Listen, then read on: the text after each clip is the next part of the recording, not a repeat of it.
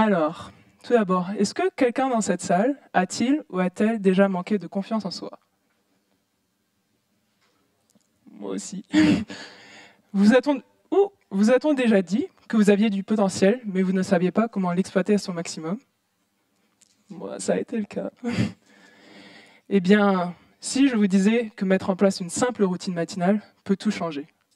Vous lever 30 minutes plus tôt, vous aider à prendre confiance en vous. Vous le feriez? Oui. Eh bien, je vais vous dire comment j'ai mis en place ma routine matinale. Mais avant de vous partager cette expérience, je vais vous parler de mon histoire. Mon histoire débute dans le sport. Alors, à votre avis, lequel? Tennis de table, patinage artistique peut-être? Non? Non, c'est bien dans le basket que mon histoire commence. Mon père étant basketteur professionnel, j'ai dès le plus jeune âge touché à la balle orange. Dès mes 5 ans, ma mère m'a inscrite dans un club de basket. J'y ai tout de suite pris goût. On m'a rapidement dit que j'avais un talent énorme et un potentiel sans limite.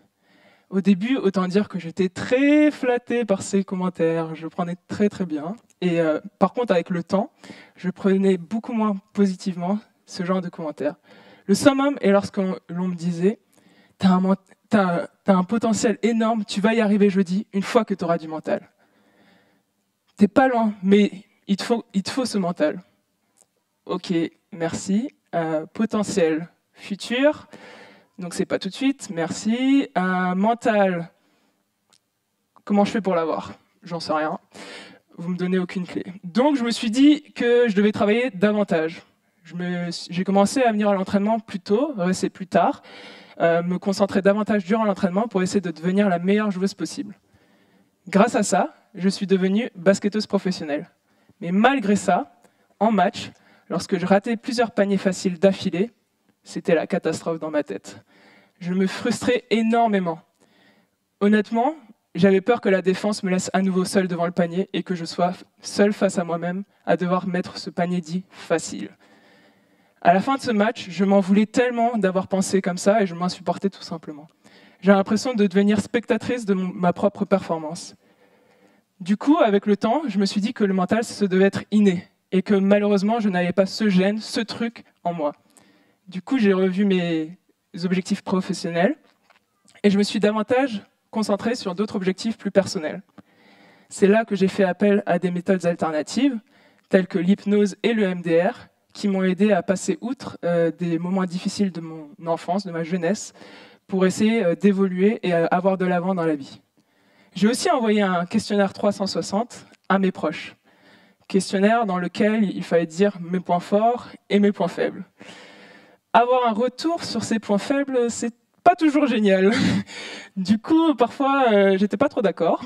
Puis avec un peu de recul, quelques jours de recul, je me disais, mais qu'est-ce que je peux mettre en place pour m'améliorer dans ces points faibles?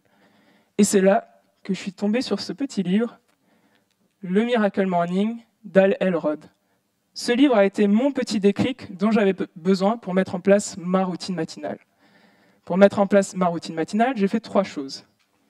Dans un premier temps, j'ai créé mon GPS. GPS tient pour Goal, Purpose and Strategy. Goal, ça veut dire objectif. Je me suis fixé des objectifs à long terme, puis moyen terme, puis court terme. Ceux à moyen terme devaient aller vers ceux à long terme, et ceux à court terme tendaient vers ceux à moyen terme. Un de mes objectifs à long terme était de pouvoir m'exprimer devant une large audience. Voilà. Et c'était vraiment un rêve pour moi parce que j'avais fait cet exercice à l'université et ça avait été une catastrophe. Je bégayais, je perdais mes moyens, j'avais des sueurs froides, littéralement je transpirais alors que j'avais super froid, puis la seconde d'après j'avais super chaud. Comment m'habiller? Enfin, je sais pas. Enfin, c'était compliqué. Du coup, ça c'était vraiment un rêve à long terme que je m'étais fixé.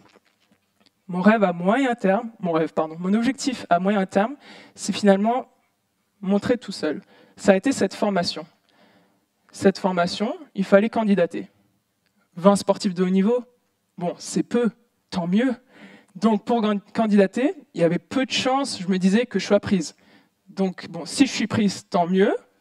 Mais si je suis pas prise, tant mieux. Genre, ouais. Bon, j'ai été prise, hein.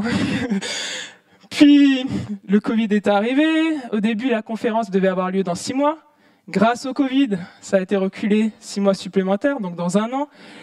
En pleine saison, mince! Que des raisons pour éviter cet événement. J'avais des excuses plein la tête. Je me dis, bon, si je veux me désister, j'ai la solution. Je suis en pleine saison, je dis que je ne peux pas y aller, point. Voilà, c'était ça mon objectif à moyen terme. Compléter cette formation. Puis, à court terme, c'était finalement, comme vous devez vous en douter, d'y croire jour après jour. Parce que honnêtement, au début, c'était pas ça. Donc, objectif simple, mais difficile à la fois. P tient pour purpose, ce qui veut dire raison. Pour quelle raison voulais-je mettre ces objectifs en place?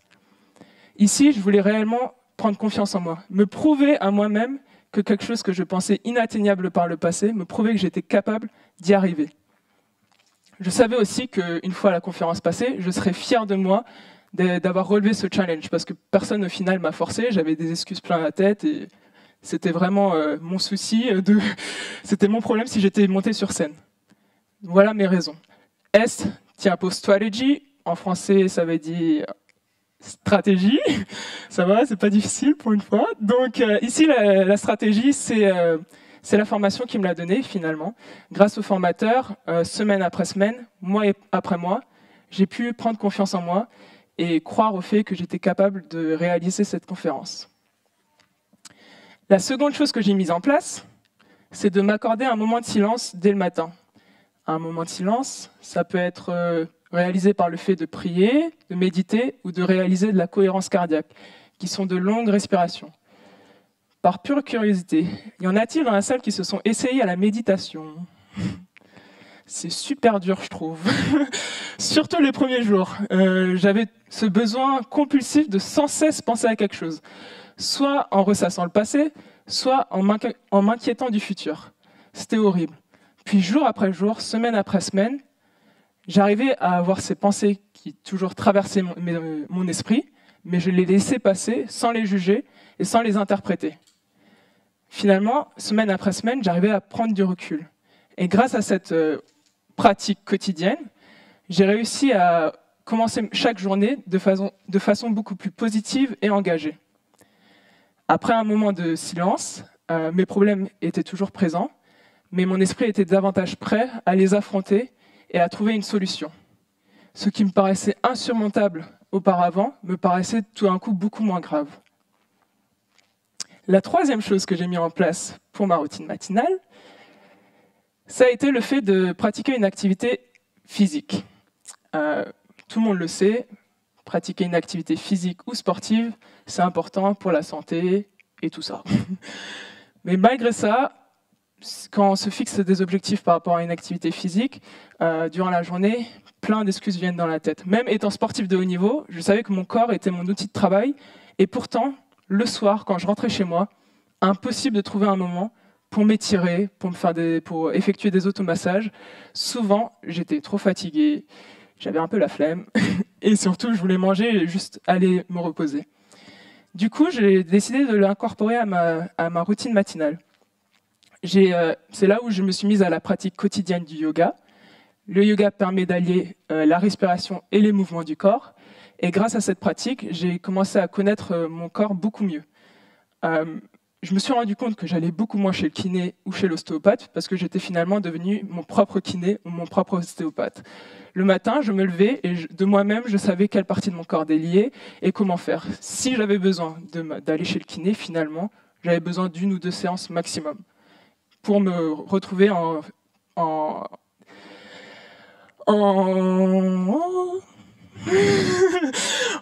une forme optimale pour l'entraînement à venir. Voilà. Donc voilà les 3 choses que j'ai mises en place pour ma routine matinale. D'abord, j'ai créé un GPS, puis je me suis accordé un moment de silence, et enfin, j'ai pratiqué une activité physique. Les bénéfices sont vraiment infinis. Mais l'un de mes formateurs, dans ma formation de cette année, champion de sa vie, m'a dévoilé sa règle des 3 R et des 5 C, sa règle d'or. Il s'appelle Salah Benzacour. Je ne sais pas si vous la connaissez sa règle d'or par hasard. Non. C'est la règle des 3 R et des 5 C. Répéter, répéter, répéter. C'est con, mais c'est comme ça. Du coup, je vous la répète au cas où. Répéter, répéter, répéter. C'est con, mais c'est comme ça. Donc ma routine matinale, je me suis dit qu'il fallait tout simplement que je la répète. Ça paraît facile, mais c'est pas aussi facile que ça. Le premier jour où je l'ai mise en place, j'ai retrouvé mes ambitions passées. Je me suis pointé à l'entraînement 30 minutes en avance, me disant que j'allais progresser techniquement et déterminé. J'ai vu le coach me regarder du coin de l'œil, sans trop rien me dire. Puis le second jour, je me suis à nouveau pointé 30 minutes avant l'entraînement. Le coach m'a à nouveau regardé du coin de l'œil, mais cette fois, il est venu me partager son opinion. Il m'a dit « Mais Jody, qu'est-ce que tu fais là? Mais toi et moi, on sait, t'as pas de mental. Donc bon, je sais pas ce que tu fais là. Autant venir alors dans l'entraînement, et comme tout le monde, et tout ira bien. Voilà, pas besoin de plus. » Waouh! Voilà le premier retour que j'avais de nouvelles ambitions retrouvées. Autant dire que j'ai pas passé une super journée. Puis, le lendemain matin, je me suis à nouveau motivé. Je me suis dit, bon, allez, tu te lèves, tu mets ta routine matinale en place, et tout va bien se passer.